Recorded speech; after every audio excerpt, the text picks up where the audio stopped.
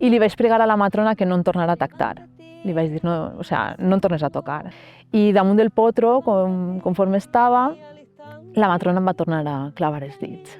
Comença a tallar, i quan veu que ja no podia més, m'adorm, i entonces em poso forces i me la trau en forces.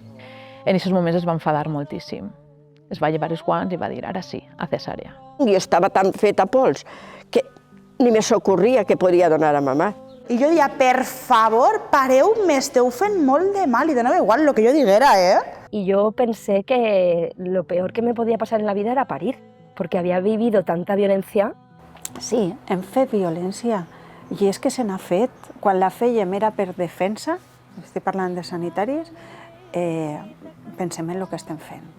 Hemos de validarlo entre nosotras, hemos de darle nombre a nosotras, que somos las que lo vivimos, ¿no? Darle nombre a lo que nos está pasando, ¿no? A lo que hemos vivido en el parto, si hemos perdido un bebé. Son espacios como muy vacíos de acompañamiento a nivel social, no existe, ¿no? Yo me he encontrado muchas mujeres muy solas.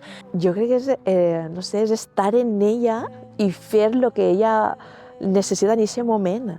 Perquè entonces l'inici de vida seria diferent i, per tant, la societat diferent també.